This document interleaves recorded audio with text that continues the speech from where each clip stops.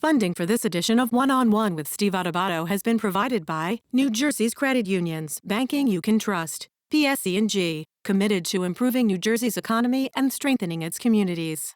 The New Jersey Education Association, working for great public schools for every child. Health Republic Insurance of New Jersey. New Jersey Sharing Network, dedicated to saving lives through organ and tissue donation. The Healthcare Foundation of New Jersey, founded by the Jewish community. And by Celgene Corporation, committed to improving the lives of patients worldwide. Promotional support provided by The Star Ledger, powering NJ.com, and by Commerce Magazine.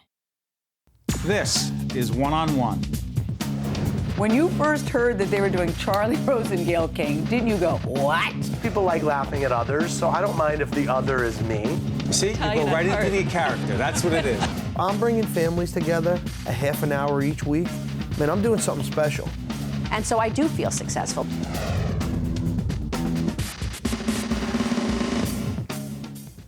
Hi, I'm Steve Adubato. There's so many questions about the healthcare landscape in New Jersey and across the nation, and here to help us make sense of it is our good friend, Wardell Sanders, who is the president of the New Jersey Association of Health Plans. Good to see you, Ward. Thank you for having me. You know, it's not too much to say. It's not hyperbole to say the healthcare landscape is dramatically changing across the nation. Would you say that Obamacare, the ACA, the Affordable Care Act, is changing the hospital landscape to the point where you think there'll be more mergers, acquisitions, I mean, dramatically so in the next couple of years? Yeah, so I think there's the forces at play here are, some of this fueled by the ACA. Some of this would be happening even absent the passage of the Affordable Care Act.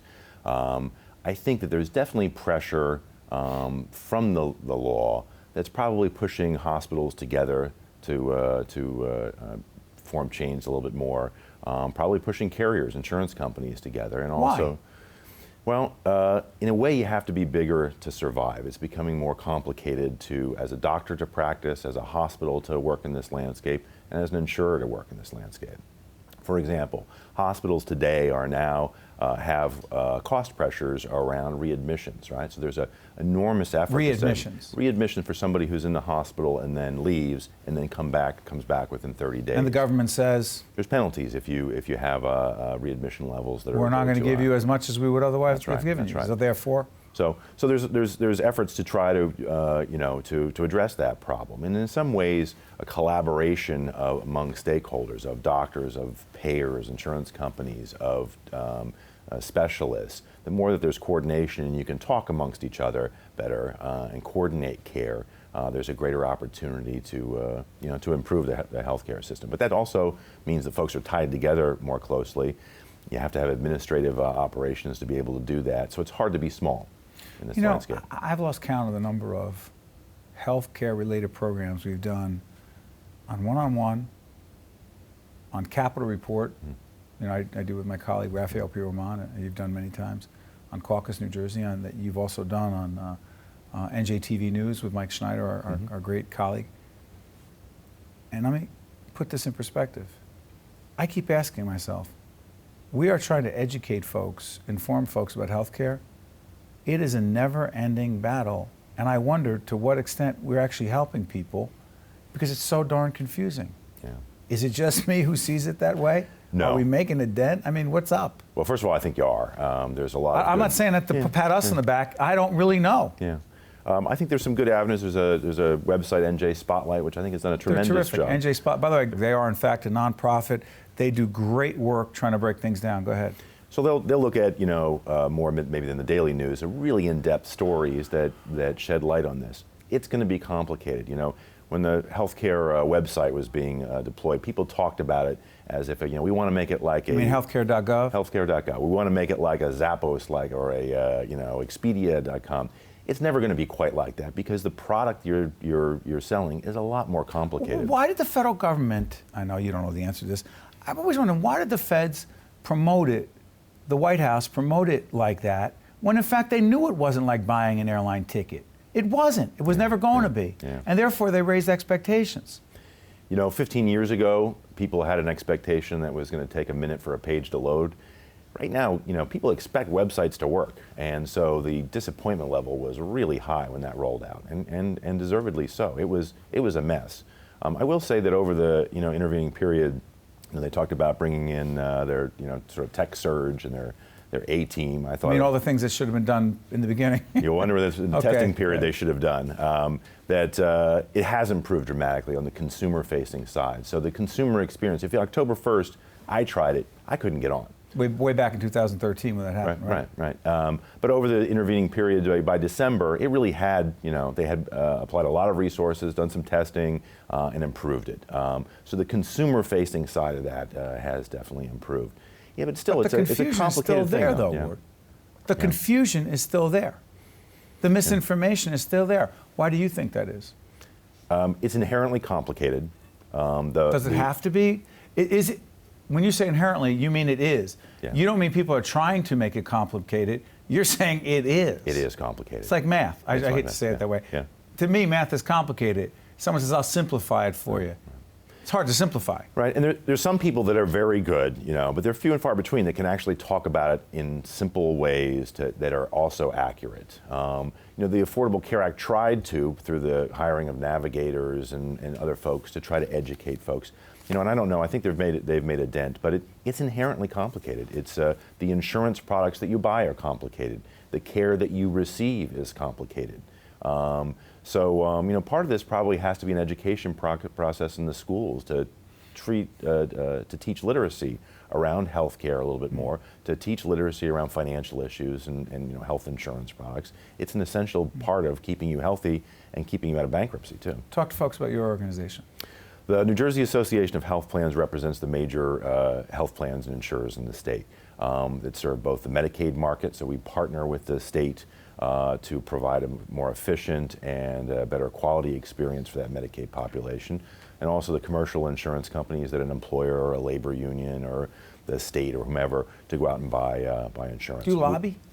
We do some lobbying, some educational work, some press work. It's a small office, but we're sort of chief cook and bottle washers all at the same time. And for those who say the insurance industry is hard to make sense of because they don't see the industry as being transparent enough, easy to access and communicate with, you say? Well, part of the challenge here is that as an insurance company, number one, you're always delivering you're the messenger of bad news often with your premium, right? So you're socializing risk across the population. Socializing risk. You're spreading risk, and like any insurance product, whether it's your home or your auto, you may not need care, but then you may need care that costs $100,000. So that's what insurance does. It sort of spreads risk around a population. The cost of that, though, can be, and healthcare costs are extremely high. So as a result, the insurance product is also very expensive. So you always have that difficult message as an insurer to deliver. But we try to address that through coordinating care better. So we have nurse hotlines, we have care managers and case managers working to try to lower costs and improve the quality of the experience that folks have. It's difficult, though. The effort goes on. You have to keep doing this, right? Yes. That's why we have Wardell Sanders, who is the president of New Jersey Association of Health Plans, continue to try to help us make sense of all this. Well, I'm sure we'll see you on the other side on Capital Report or often on NJTV News. Thanks. Appreciate it, Ward. This is One-on-One. We'll be right back right after this. If you would like more information on this program or if you'd like to express an opinion, email us at info@caucusnj.org. Visit us online at oneonone.org. Find us on Facebook at facebook.com/Steve Adubato, Ph.D. and follow us on Twitter at Steve Adubato. Dr. Morey Menacker, President, Hackensack Alliance Accountable Care Organization. Good to see you, Doctor. Good to see you too, Steve. We were just saying before we got on the air that the term Accountable Care Organization is not one, A, that rolls off the tongue easily, and B, is not understood by most. Go. Well, the Accountable Care Organization is a mechanism of developing a care delivery system that is integrated. It's not really a new idea, but now it's taken shape with the changes in healthcare reimbursement. was really thought of initially in the Bush administration. That far back? That far back. And unfortunately, they got sidetracked with a couple of wars and never really got to deal with healthcare issues. But the concept here is that patients need to get care. It needs to be coordinated care. And it should not be either on a national level or on an insurance company level to make a determination what's appropriate and who should be taking care of them and how. So we're talking about getting groups of doctors together, giving them the responsibility for maintaining the patient's care, maintaining their health, being efficient, and then getting a fixed amount of money that the doctors decide how they divide up and get paid for the appropriate care. Not necessarily the volume, but the quality. Give us a concrete example of how this would work, doctor, in the patient's interest. Well, the whole idea is, for example, patient walks into my office and has a problem that requires certain diagnostic testing, CAT scan. Your expertise is? Internal medicine. Got it.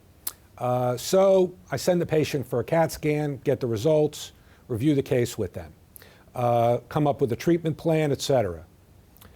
3 days later, patient is in a car accident, ends up in the hospital. In the emergency room, doctors say, we need to get a CAT scan.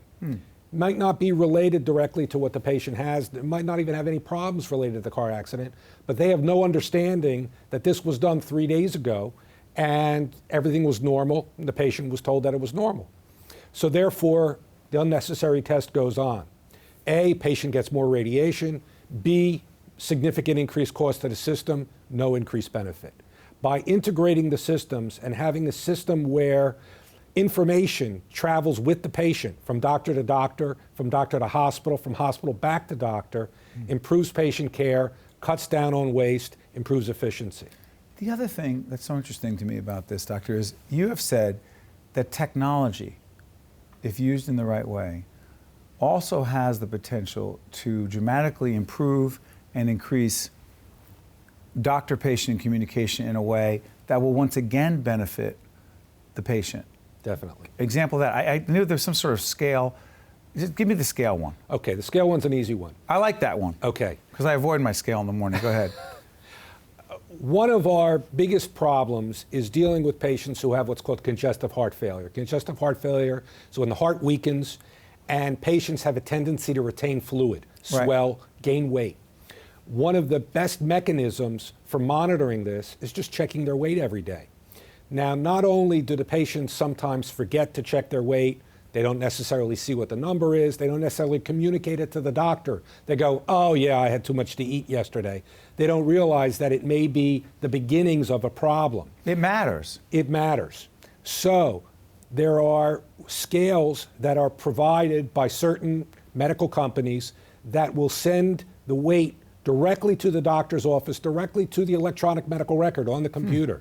If there's a significant difference from the day before, the doctor all of a sudden gets notified.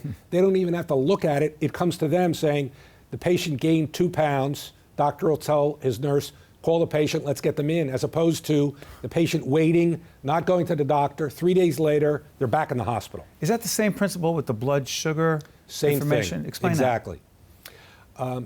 Most diabetics have little machines that are called glucometers. Right. That they prick their finger, they get a blood sugar reading, they mark it down, and then when they go to visit the doctor, they bring in this sheet of 3 months worth of blood sugar testing.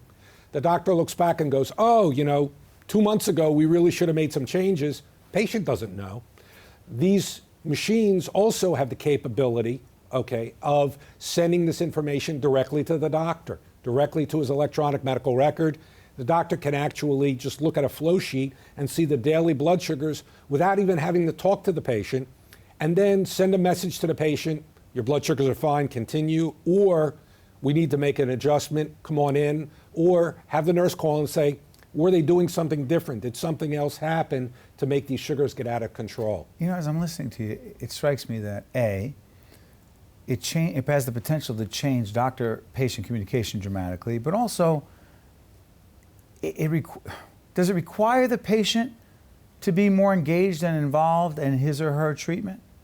Well, what we want is the patient to be more and more engaged. Or excuse me, because if they're not going to be, we account for that because that information is going to be communicated anyway. Well, and it also, what happens is if they're not doing the test, the doctor also knows they're not doing the test. Because where's the information? Exactly. So therefore, it's a double check on the patient. How are your colleagues reacting to all this? Most of my colleagues are very excited about these prospects and are looking forward to the changes. The frightening part is most doctors are still businessmen as well. They're businessmen and women, right? And women. And therefore, there's always concern of, okay, who's going to pay for this? And how am I going to get paid?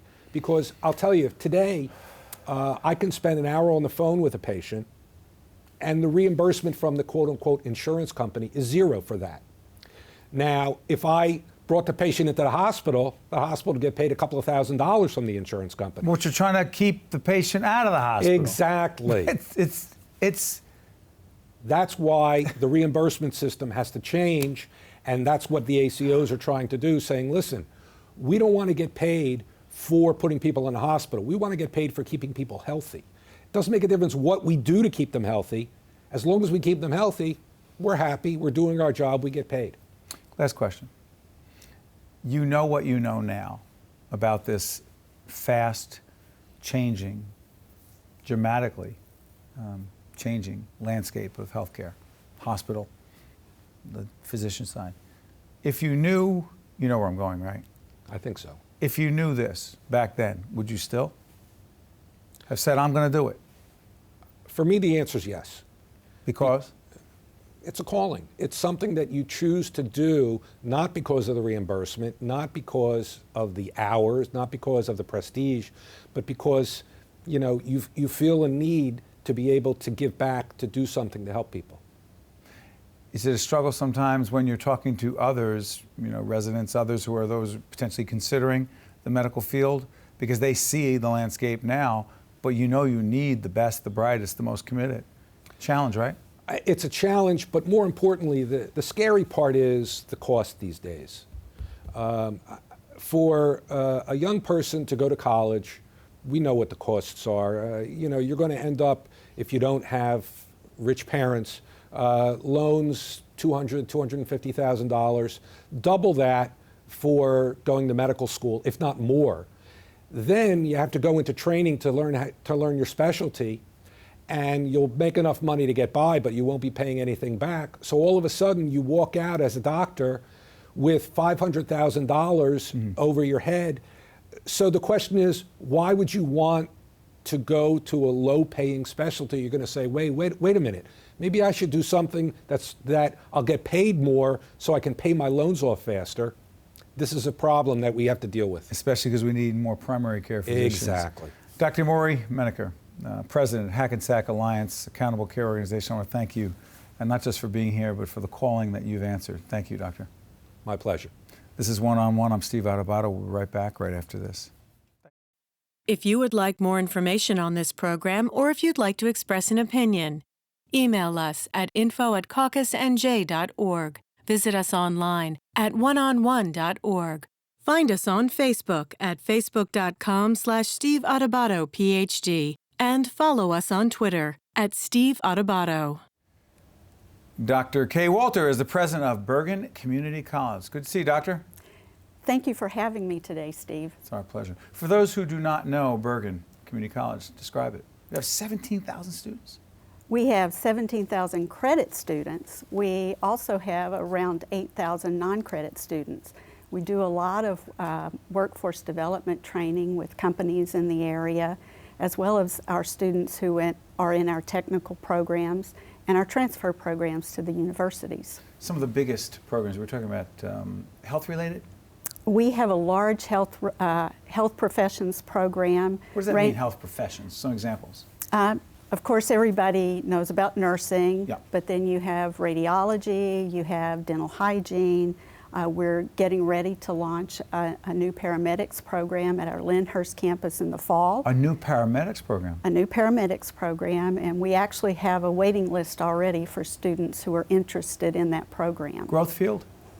The largest growth field today is probably in the STEM areas. Science, technology, engineering, and math. That's correct. And we have great programs in that area that are well funded through federal grants right now.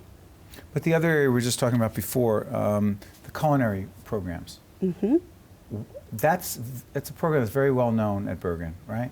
It is. We have a great culinary program and hospitality program where we train folks who work in our local restaurants and hotels, in all the service areas in the area. Now, you do not have a New Jersey accent.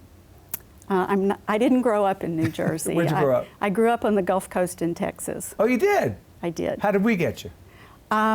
You recruited me. That's usually the way it is, right? Yes. So, but you've been in higher ed for a while. About 30 years now. Yeah, I've been in higher ed my whole adult career. How did you get into the whole higher ed world? I started out in college thinking I was going to be a research chemist, and actually did my doctorate at Rice University in Texas, went on for postdoctoral work, fell in love with teaching, and ended up at a community college teaching chemistry to start with. You love community colleges, don't you? I love them. I love the work that we do, the fact that we open doors to people who don't have other options, the fact that just because someone has a bad experience starting out doesn't mean they can't have a better experience and really finish a degree. So it is really a calling for me and the folks that I work with at Bergen Community College. You really do give people a second chance, an opportunity. I don't think I've ever said this on the air before, but my wife, Jennifer, went to Bergen after high school. Yeah, she spent 1 year there before she transferred over and had a very successful academic career after that. But it was that 1 year, that really made a difference for her. Do you see that a lot? We see that each and every day, and in fact, I spend a lot of time with students helping them understand that there is hope and that they can make it through our program. Many of our students are first-generation students. They don't come from families who have had anyone go to college. That's right. And they come with a lack of self-esteem and not understanding that they have gifts that the world needs. And so we try our best to help them understand that we want them to be successful because their gifts are important to us. Now, I have to ask you about this because you told me to, and I'm going to do it. Got a shot of this, guys? It says, ask me, as we zoom in, ask me about, got it? Graduation. This is one of the coolest buttons I've ever seen. Ask me about graduation because? Because graduation is important to our students. Today we actually started the countdown clock to graduation, so our students every time they walk in the door are seeing how many days it is to our graduation at the Izod Center. All of our student affairs staff wear those buttons because we want students to know we want to help them get to that day when we hand them their diplomas. A lot of pride? Lots of pride.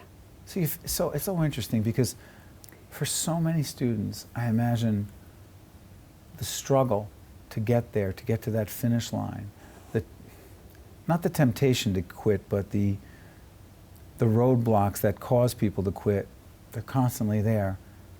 Something like this really could help, no? It helps a lot. I'll tell you a short story about a student that we met the end of last semester. A student who, because of life circumstances, was living in their car, homeless, and lacks 2 classes to graduate. Wow. 2 classes. This student sees those buttons, got connected with one of our counselors, who connected them with our foundation office. Hold on, back up. The student connects with a counselor at Bergen, who connects with? Our foundation office. Go ahead. That has emergency funds and scholarship money. And the student is now being assisted to finish their last 2 classes and with their housing until they finish this semester. What could that potentially mean, Doctor, for that student ultimately? We don't know for sure. What could it mean? The difference between what and what? The degree is a difference between a larger paycheck for most students It's opportunities for jobs. It's much easier to get a job today if you have a degree than if you don't. So it could be the difference between that person being able to be self-supportive and an active and contributing member to our community here in Bergen County. And what about the impact it has economically for the state and the region? The return on investment for a community college degree is extremely high, and we don't talk about that enough. You have a taxpayer who's going to be contributing to the tax base. You have someone with new self-esteem with a job who's going to be working in the community and also supporting other people. So the return on the investment is really great. Before I let you out of here, I have to ask you this. I'm sure people who watch one-on-one on a regular basis are tired of me asking this, but I need to do it because I like to do it. How much do you love your job? So much that I couldn't imagine doing anything else with my life. Come on. I'm serious. Because? Because I love making a difference in those students that we hand those diplomas to each and every year. What's graduation day like for you? It's the most important day of the year. It's the day that makes me smile when I see students who thought they couldn't make it across that stage actually walk up and be recognized for the success that they've had. Congratulations, Dr. Kaye Walter. Glad I asked you about graduation. I'm glad you did too. One-on-One with Steve Adubato has been a production of the Caucus Educational Corporation, celebrating 25 years of broadcast excellence. Funding for this edition of One-on-One with Steve Adubato has been provided by activists in cooperation with the American Medicine Chest Challenge, Choose New Jersey, NJIT, Health Republic Insurance of New Jersey, the New Jersey Education Association, New Jersey Council of County Colleges, and by the Healthcare Foundation of New Jersey. Transportation provided by Airbrook Limousine, serving the metropolitan New York, New Jersey area. One-on-One with Steve Adubato has been produced in partnership with St. Joseph's Healthcare System. I will. It's the oath of those strong in character. A call to build our own dreams, not someone else's. Doing whatever it takes to create a better way. This is Health Republic, a not-for-profit co-op health plan created to give us control of our own health care. So we all have the support we need when it's time to say, I will. Health Republic. Live independently healthy.